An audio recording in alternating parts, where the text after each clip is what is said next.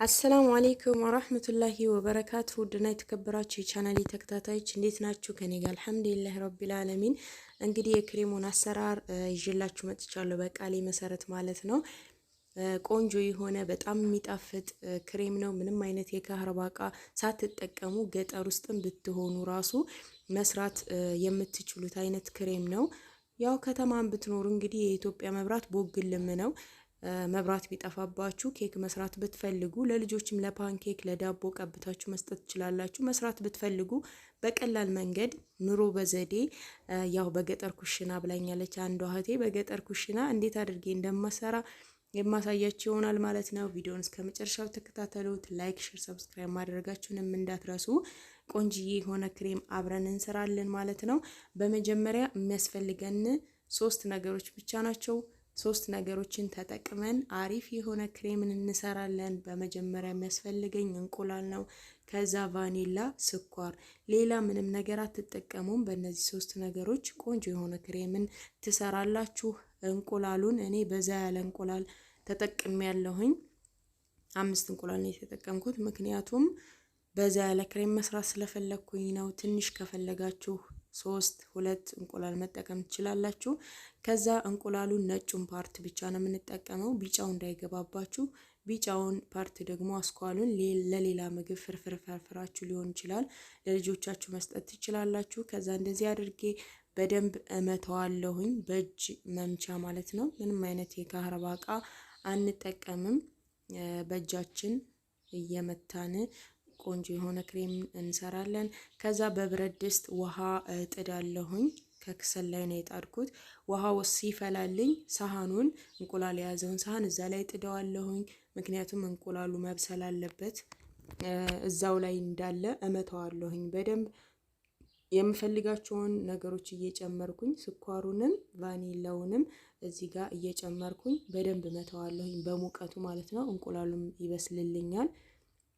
ለውፍረቱም ደግሞ ስትመቱት ያግዛችኋል። ሞቅ ሲል ቫኒላ ጨምር ያለሁኝ እዚህ ጋር አሁንም እመተዋለሁኝ በደንብ አድርጋችሁ እንደነገርኳችሁ። ያው ካህረባው ስትመቱት የካህረባው መምቻ በደንብ አይደል የሚመታው። እናንተም ጉልበታችሁን ተጠቅማችሁ በደንብ መምታት አለባችሁ። ከዛ ስኳሩን እጨምራለሁኝ። ስኳሩንም እየጨመርኩኝ እመተዋለሁኝ እዛው ሙቀቱ ላይ እያለ ማለት ነው። ይሄ በጣም አሪፍ እንትን ነው። መጀመሪያ ሙቀት ካገኘው ለመምታት ቀላል ይሆናል። ያለበለዚያ አይወፍርላችሁም። ቶሎ በደንብ ምቱኝ ይላችኋል፣ ግን ያፋጥንላችኋል። እንደዚህ ከሆነ ከሞቀልኝ በኋላ ወደ ዳር አወጣዋለሁኝ። አሁንም በደንብ መተዋለሁኝ። ከዚህ በኋላ እንግዲህ እየወፈረ ይሄዳል። በደንብ እስከሚወፍር ድረስ ክሬም እስከሚሆን ድረስ እናንተ የሚጠበቅባችሁ መምታት ብቻ ነው። ምንም አይነት ነገር አትጨምሩም። ከዚህ በኋላ በእነዚህ በ3 ነገሮች ብቻ ተጠቅማችሁ በመምታት ውፍረቱ እዚህ ደረጃ ደርሷል ማለት ነው። አሁንም በደንብ መተዋለሁኝ። ገና ነው እንደምታዩት፣ ትንሽ ይቀረዋል። ቪዲዮውን ቆረጥ እያደረኩኝ አሳያችኋለሁ ከዚህ በኋላ ያለውን ደረጃ። አሁን ደግሞ እንደምታዩት ከመታወት በኋላ ካሜራውን አቁሜ ይሄንን መስሏል ማለት ነው። አሁንም ትንሽ ስለሚቀረው በደንብ መተዋለሁኝ። ካሜራውን አቋርጬ እንደገና ደግሞ አሳያችኋለሁኝ ማለት ነው የመጨረሻውን ደረጃ ምን እንደሚመስል። በስከ መጨረሻም እንግዲህ ይሄንን መስሏል። አሁን ይበቃዋል። በደንብ ተመቷል። ውፍረቱ እንደዚህ ሆኖልኛል። ክሬሙ በጣም አሪፍ ውፍረት ይዟል። አሁን ስንፈልግ ኬክ ላይ ቀብተን ስንፈልግ ደግሞ ፓንኬክ ቂጣ ላይ ራሱ ቀብተን ለልጆች ብንሰጣቸው አንበላም ምግብ ካሉ ብንሰጣቸው ራሱ ይመገቡልናል ማለት ነው። እና በጣም ቆንጆ የሆነ ክሬም ነው። ኬክ ቤት ሂደን ኬክ መግዛት አይጠበቅብንም። ከዛ ይሄንን ወደ ሌላ ሳህን ቀንሰዋለሁኝ። እዚህ ጋር በሌላ ሳህን አድርጌ ይሄንን ይመስላል ማለት ነው ውዶችዬ። ይህንን ፍሪጅ አስቀምጠን መጠቀም እንችላለን መብራት ያለበት ቦታ ከሆነ። ካልሆነ ደግሞ እንደኛ መብራት የሌለበት ቦታ ከሆነ ያላችሁት ደግሞ ትንሽዬ ሰርተን ወዲያው ለምንጠቀምበት ቢሆን ጥሩ ነው። ለምን ሲቆይ እየቀለጠ ስለሆነ የሚሄደው ሙቀት ነው። እኛ ጋር አሁን ያው ክረምት ስለሆነ ትንሽ ቅዝቃዜ ስላለ ለዛ ምንም አይሆንም። ለተወሰነ ሰዓት እና እንደፈለጋችሁ መጠቀም ትችላላችሁ። መብራት ቢሄድባችሁም ከተማ ሆናችሁ እንደዚህ አድርጋችሁ በእጃችሁ አሪፍ የሆነ ክሬምን መስራት ትችላላችሁ። እና እኔም እንደዚህ አድርጌ ሰርቻለሁኝ። የካህረባ መምቻ የለኝም ወይም ደግሞ ከላጤ የለኝም ማሽን መፍጫው ማለት ነው እሱ የለኝም ብላችሁ ምንም የሚያግዳችሁ ነገር የለም። ሁሉ ነገር መስራት ይቻላል በእጅ። ያው ኬኩን አይታችሁታል እንግዲህ ትናንትና በሰራሁት ቪዲዮ ይህንን ይመስላል። እንደዚህ አድርጌ ነው እየቀባሁት የነበረው። ከዛ በኋላ ከላይ የሆኑ ዲዛይኖችን ሰራሁበት እና ደግሞ ይሄ ነጭ ከለር ነው አሁን እኔ የተጠቀምኩት። ሌላ ከለር ጨምራችሁ ከለሩን እንትን ማለት ትችላላችሁ። በሮዝ ከለር መስራት ትችላላችሁ። በቀይ ከለር እንደፈለጋችሁ ከለሩን የክሬሙን መቀየር ትችላላችሁ። እኔ እዚህ ጋር ጋላክሲ ተጠቅሜ ኬኩን አሳምሬ እንትን ብየዋለሁ፣ ዲዛይን አድርጌበታለሁኝ። እናንተ ደግሞ የፈለጋችሁትን ማድረግ ትችላላችሁ። አሪፍ የሆነ አሰራር ነው ማለት ነው ውዶችዬ። ምንም አይነት ውድ እቃዎችን መግዛት አይጠበቅባችሁም። ኤሌክትሪክ መኖርም አይጠበቅበትም። በቀላል መንገድ ቤታችሁ ውስጥ በጽዳት ሰርታችሁ መጠቀም ትችላላችሁ። ሁሉ ነገር ቀላል ነው። በቃ አንዳንድ ጊዜ ከባድ መስለው የሚታዩን ነገሮች ቀላል ናቸው እና ዋናው እምነት ነው። አሁን ኢትዮጵያ ሂደን በቃ ይሄንን ማድረግ አንፈልግም፣ ይሄን ማድረግ አንፈልግም፣ ይሄ ከባድ ነው፣ ይሄ ከባድ ነው የምትሉ ልጆች አላችሁ። ማንኛውም ነገር ኢትዮጵያ ውስጥ በተለይ ሁሉም ነገር ቀላል እንደሆነ ከዚህ በመቀጠል በምሰራቸው ቪዲዮዎች ራሱ በጣም ብዙ ነገሮችን የማሳያችሁ ይሆናል። ከእናንተ የሚጠበቀው ሰብስክራይብ እያደረጋችሁ መከታተል ብቻ ነው ማለት ነው ውዶችዬ። ኑሮን የምታቀሉትም ራሳችሁ ናችሁ፣ የምታከብዱትም ራሳችሁ ናችሁ። ልክ እንደኛ አስተሳሰብ ስለሆነ ማለት ነው ውዶችዬ። የራሳችን አስተሳሰብ ምሳሌ አንድ ነገር በቃ ትልቅ አድርገን ከፍ አድርገን ካየነው ይሄን ነገር አልችለውም ብለን የምናስብ ከሆነ በውስጣችን ያን ነገር መቼም አናደርገውም፣ አንችለውም።